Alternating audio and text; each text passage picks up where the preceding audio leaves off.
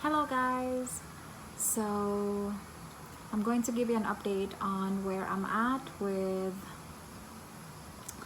my health status and what the treatment plan will be like. I felt like I've kept you in the dark for quite some time.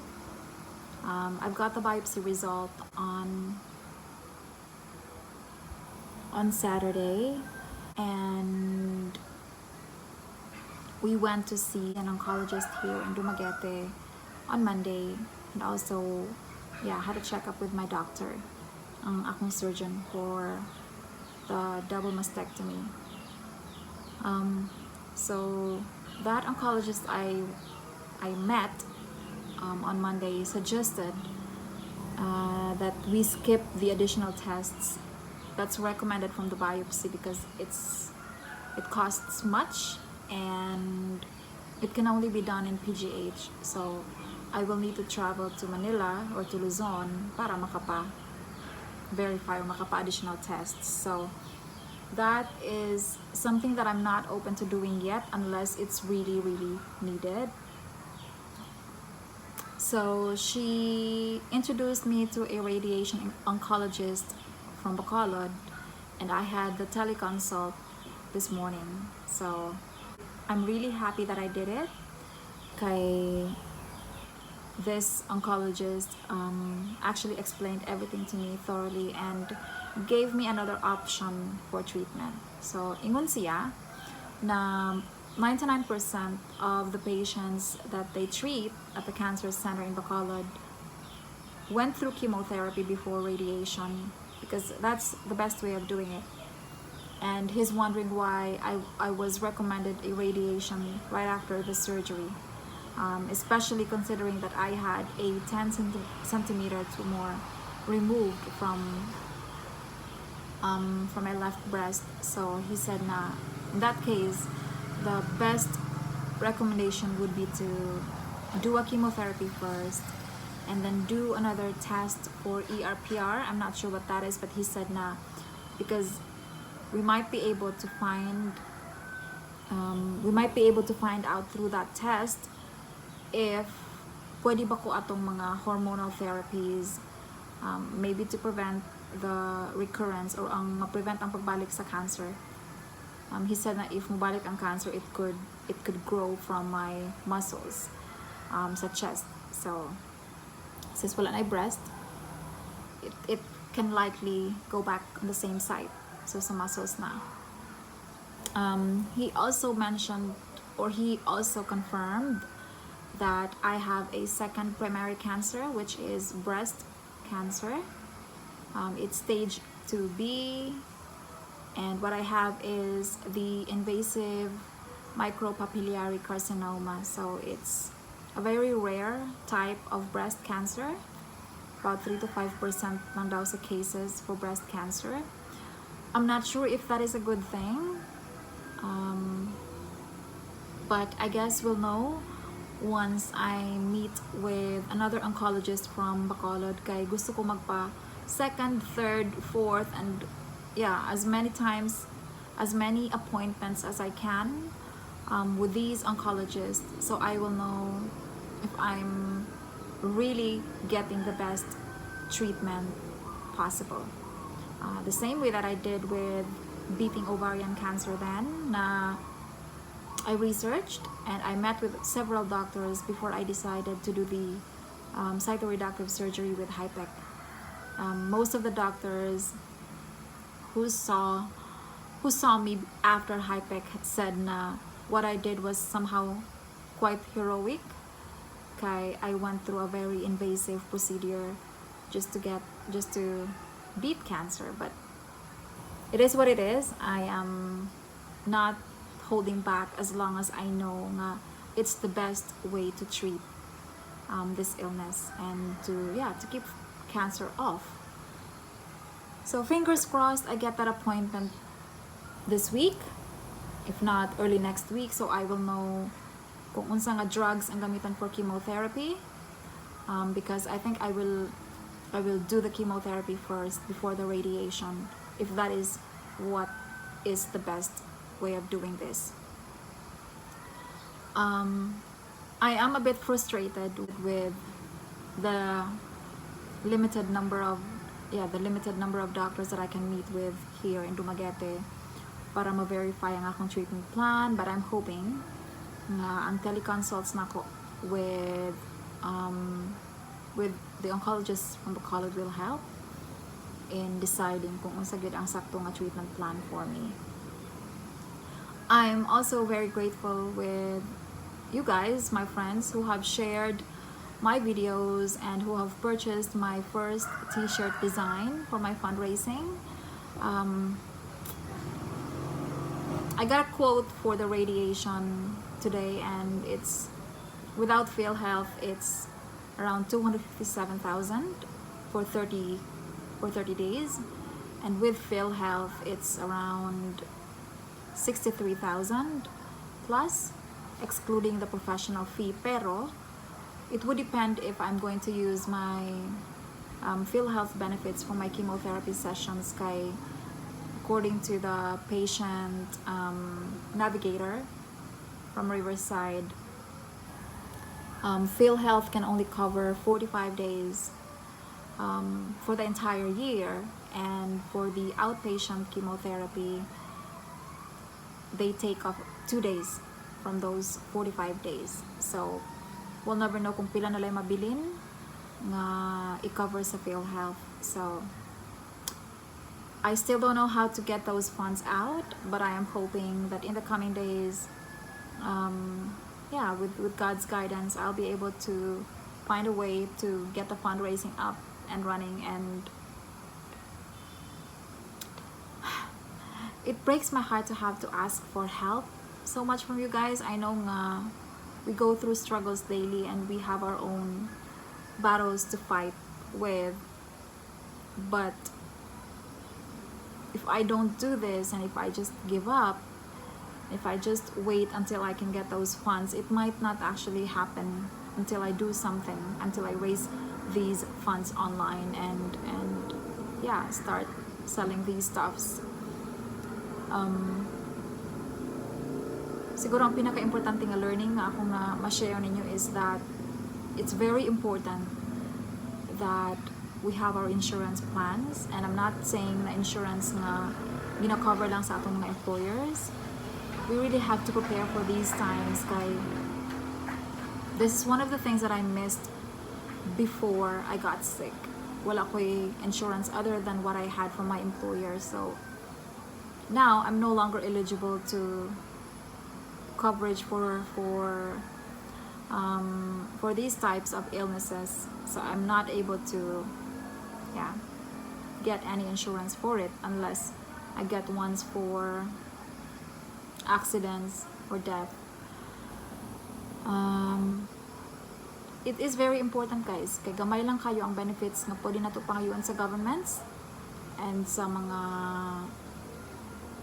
NGOs, and to have to go through this online fundraising and knock on everyone's hearts is quite stressful, to be honest. I have difficulty sleeping, and it's mainly because I recognize that there are a lot of things that I still need to do, and I'm worried that I'm not spending enough time to raise funds.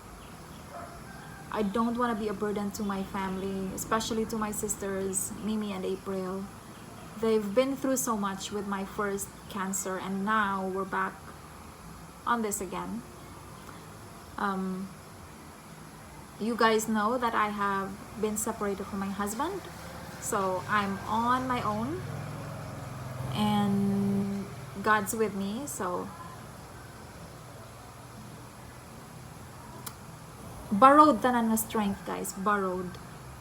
And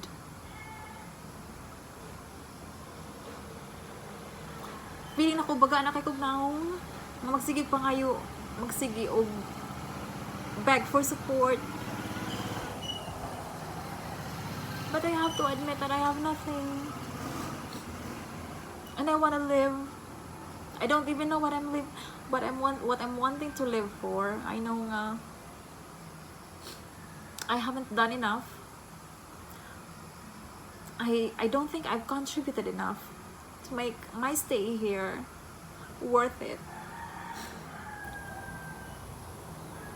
But somehow, I'm hoping na I could get to live a little bit longer to find out what I'm here for.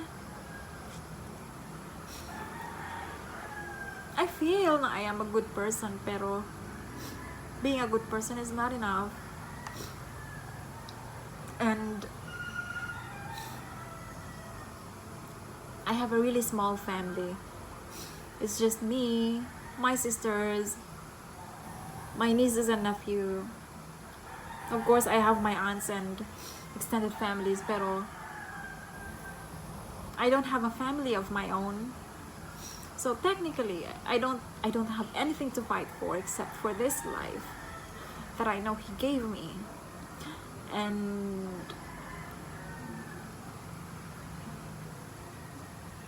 I don't know, I'm just, these past few days I've just been trying to discover myself more and to really listen to His voice, telling me to hang on and just be patient and wait and surrender. But sometimes my own voices are quite loud enough, and it keeps breaking me, and it keeps giving me all these doubts. Now, I'm not good enough, and I'm not meant to, I don't deserve all these graces, I don't deserve all these supports. So that's what I'm dealing with when I'm not too happy and when I'm not singing. So whenever my sister Mimi calls and asks how I'm doing, what am I doing with my time, am I doing something to really express myself and be myself and find a way to be happy, I don't have an answer, because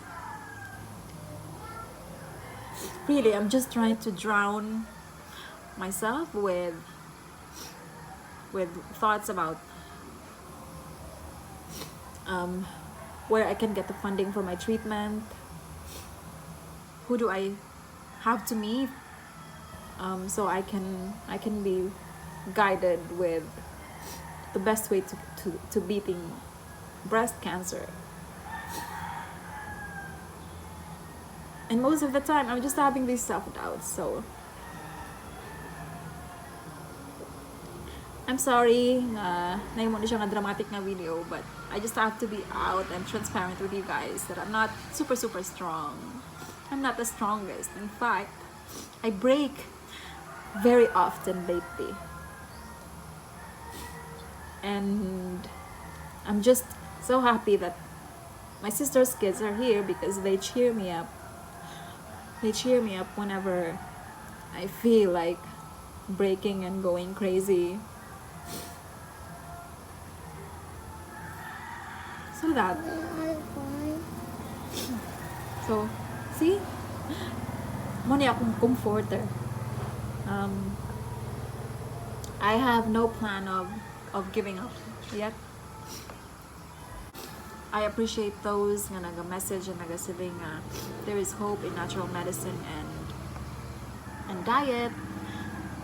I appreciate your concerns and your suggestions. I was on a natural, I did try to prevent cancer the natural way through diet and exercise and some herbal teas and pills, pero it's still here, and I don't want to leave it to chances and wait for the disease to progress. I would very much want to go through chemotherapy and radiation if it is what it takes to beat this illness. So I am giving my all, 100% in this fight. I don't know if I'll make it through the finish line, but yeah, there is no doubt that that is what I would like to do. I'm done with the first step, which is the surgery. So fingers crossed, and hopefully I make it out, or I beat cancer the second time around, diba? pang marathon na siguro ni. And hopefully this is the last cancer that I'll have. Okay. It gets tiring to fight, guys. It gets